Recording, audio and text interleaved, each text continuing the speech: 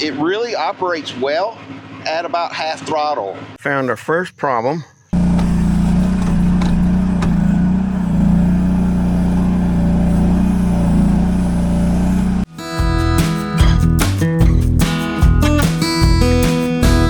Hey, don't forget to hang out to the end of the video where I show you the one problem that I have, and there's some more digging at the end. Hey, good morning. Welcome back to the channel. I'm Tony, and this is Tony's Tractor Adventure. Today we're going to talk about mini excavators. I have been in the market for a little mini excavator for several years, and I don't have I just can't justify going out and buying a big name brand mini excavator. I can't spend $25,000-$30,000 on a mini excavator just for the homestead. So I've been kind of eyeballing these Chinese made little 1-ton units, and each time that I went to look at one at like a show or anything like that, I've been really disappointed in them because of the quality of build.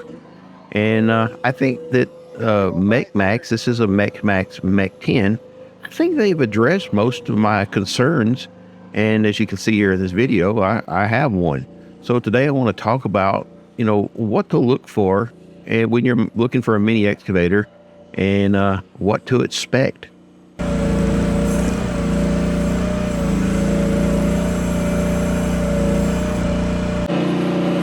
So the controls are pretty precise. Now, obviously I'm new at this with this machine. Got a lot of time on the tractor backhoe. The first thing I did with this is I changed the controls around to John Deere backhoe settings instead of the ISO. I'm so used to tractor backhoes, I don't want to learn a new pattern and then have to switch back and forth between the two. I think it'd just be, asinine, to be honest with you.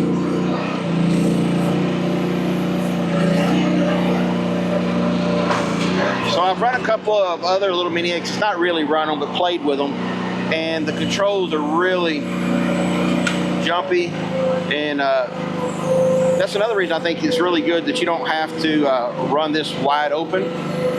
Like if you run it at about half throttle, maybe even a third throttle, it's got plenty of flow. It works plenty fast enough. You see here that it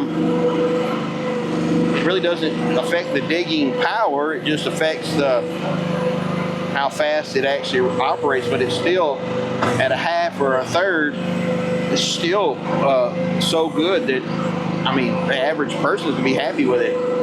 And I could probably, we still have to talk loud, but you could sit beside me and talk to me, telling me like, hey, there's a water line, or, whatever. It's quiet enough that you could definitely hear somebody talk beside you, especially if they, if they talk loud.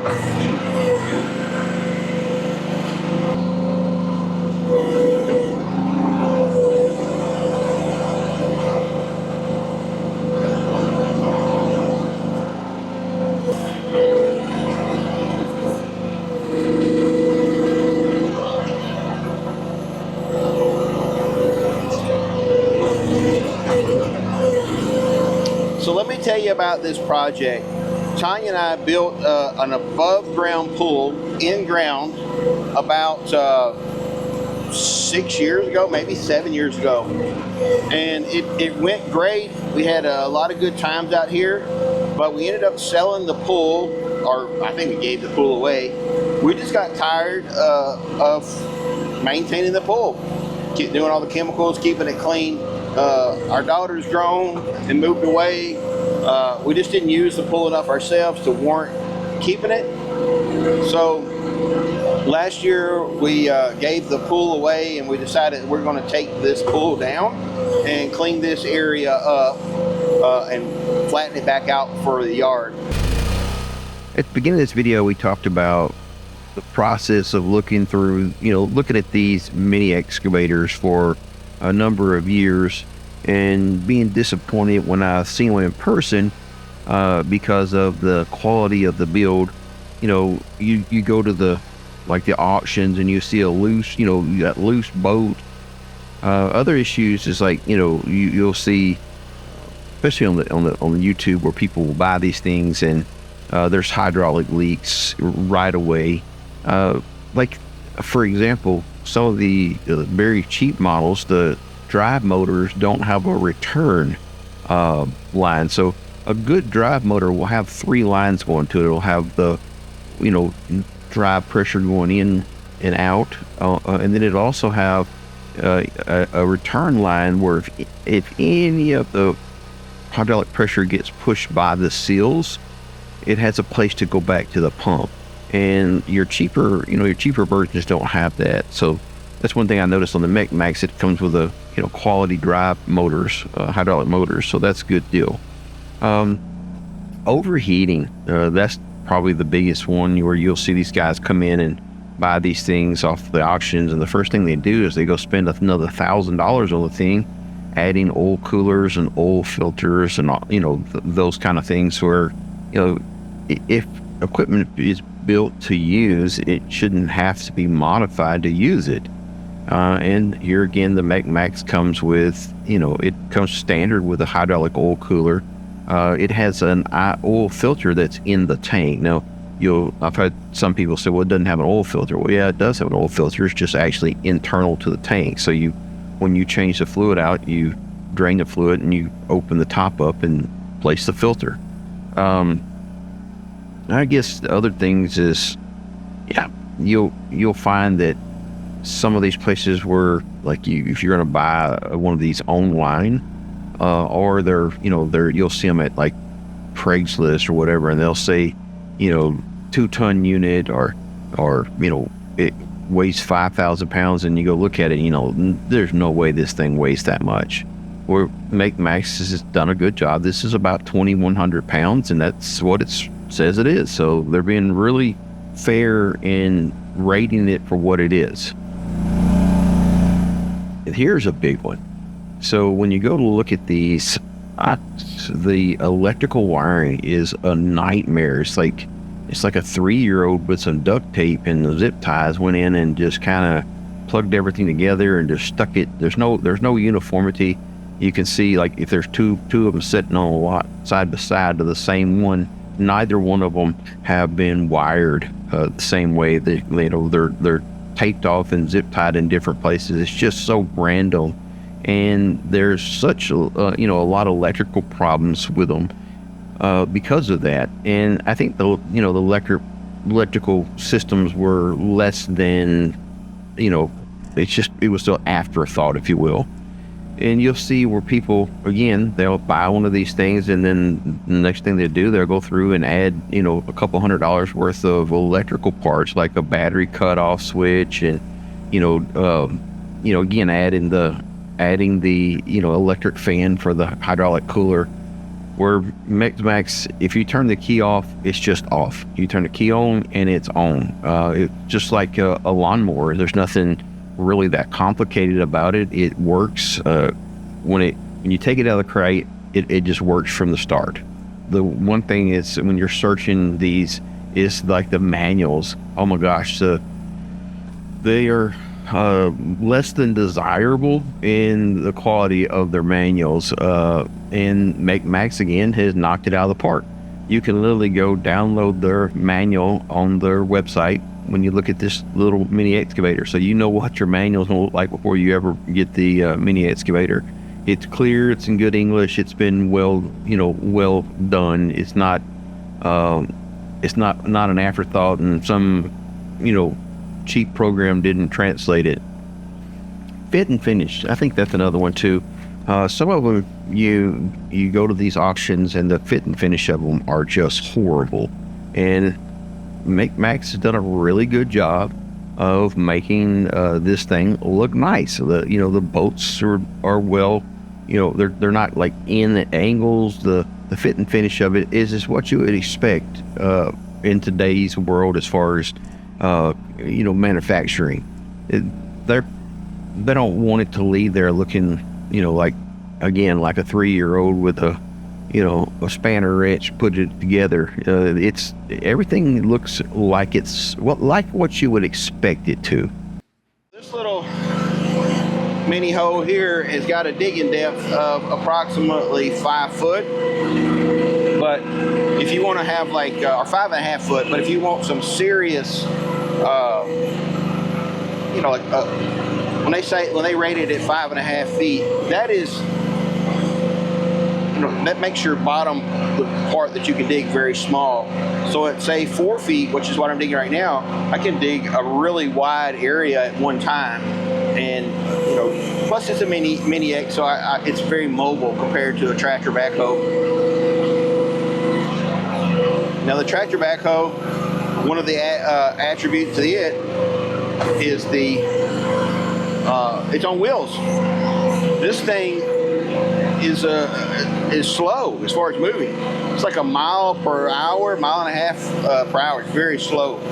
But you know, you're not using this to race. But that's the one beautiful thing about a tractor. You can get from place to place pretty quick with your backhoe, because it's, you know, do 17, 18 miles an hour. For this thing, if you're moving from one location to another inside a work site, you're doing it at 1.5 miles per hour.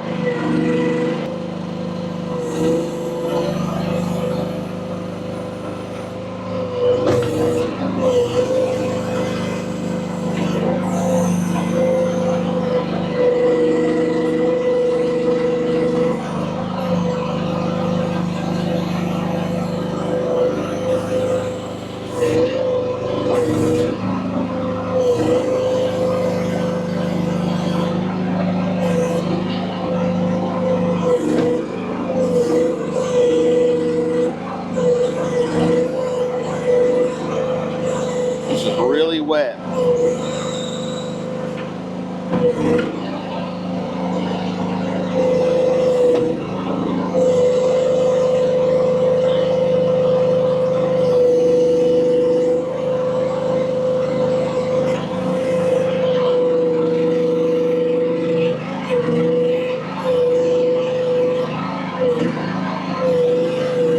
Got a big old bite there.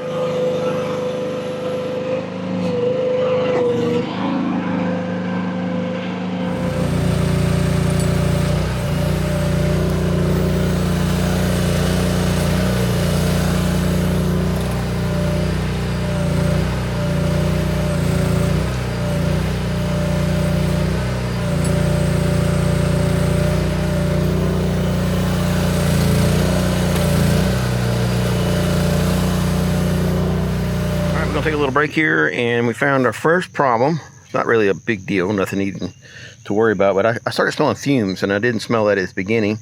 And what happened is this little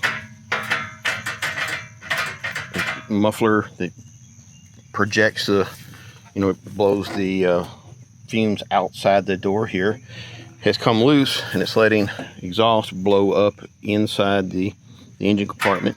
And I did find this screw that fell out, and one of the screws fell out.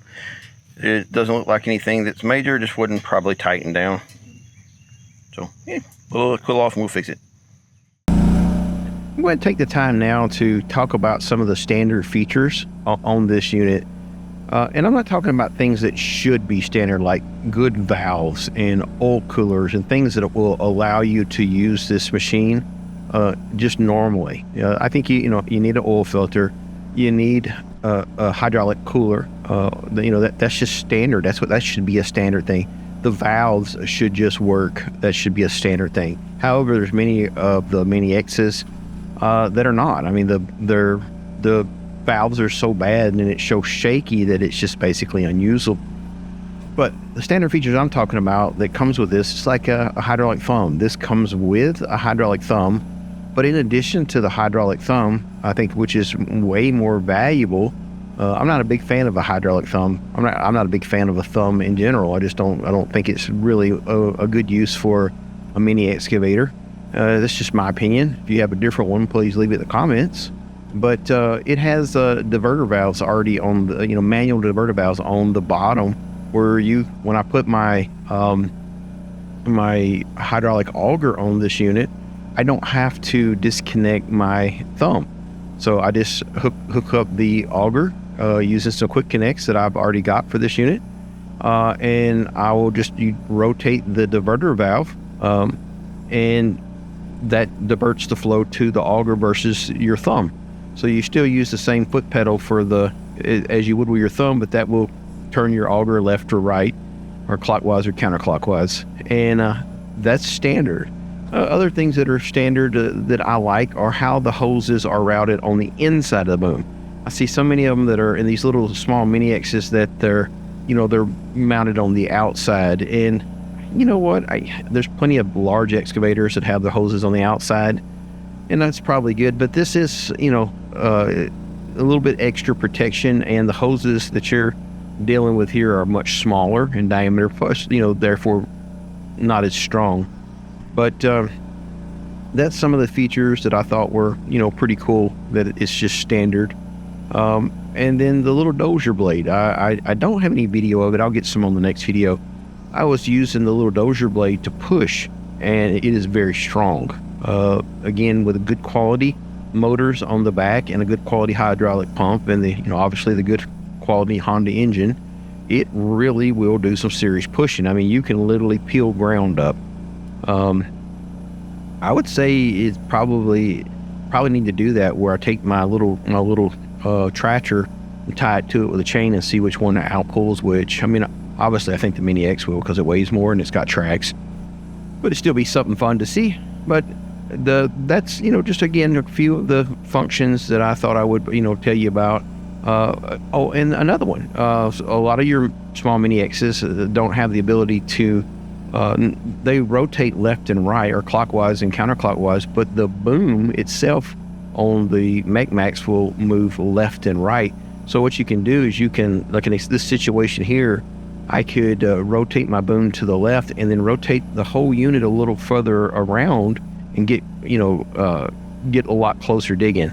I'm not to that skill level yet. I didn't think about it, and this was doing good enough that it didn't really matter. If you're going to dig up beside a house, that's a beautiful thing, where you can rotate the boom to the left or right, and then rotate your whole trunnion, I guess you'd call it, or turret, around, and then that way you can dig right up next to the house. So those are some of the things that I thought were worth mentioning. And guys, I appreciate you watching this, and enjoy the rest of this digging. I don't know how long it goes, but God bless. Have a great day.